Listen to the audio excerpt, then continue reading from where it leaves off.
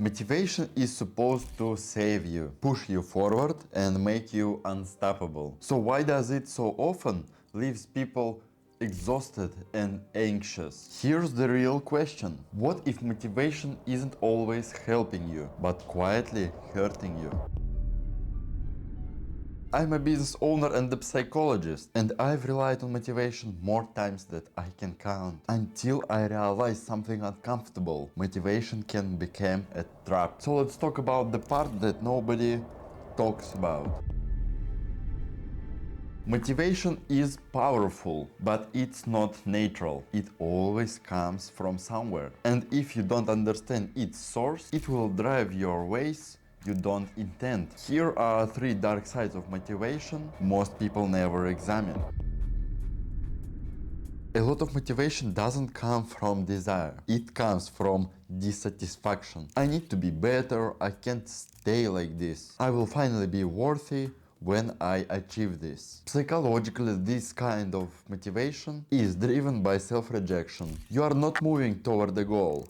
You are running away from yourself. At first, it works. You push harder, you achieve more, you look disciplined. But underneath, the message stays the same. Who I am right now is not acceptable. And that creates chronic tension. No matter how much you improve, relief never comes. What helps in this situation? Motivation must be rooted in self-respect, not shame. Ask, am I moving because I hate where I am, or because I care where I'm going? The first burns you out, but the second sustains you.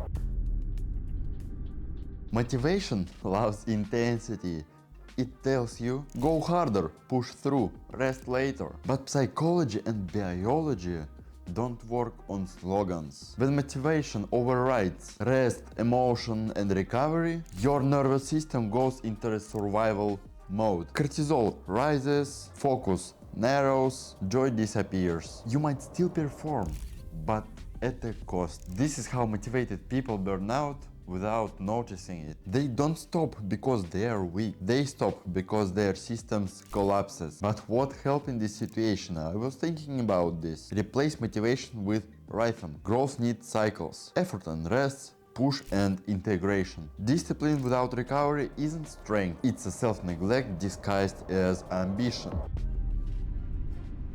Here's the deepest trap. Motivation feels good because it gives you direction. But direction without meaning feels empty over time. You can stay motivated for years, chasing the wrong goals that aren't actually yours. Goals built on comparison, on approval, or fear falling behind. And eventually motivation fades. Not because you are lazy, but because your mind asking a bigger question. Why am I doing this? When motivation replaces meaning, emptiness follows. What helps?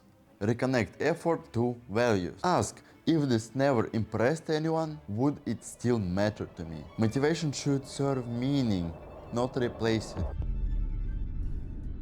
Motivation isn't bad, but blind motivation is dangerous. If it's fueled by self-rejection, ignores your limits, or replaces meaning, it will cost you more than it gives. Real growth doesn't come from constantly pushing. It comes from alignment. So stay with me, subscribe, press like, and leave a comment with your favorite book or your favorite celebrity.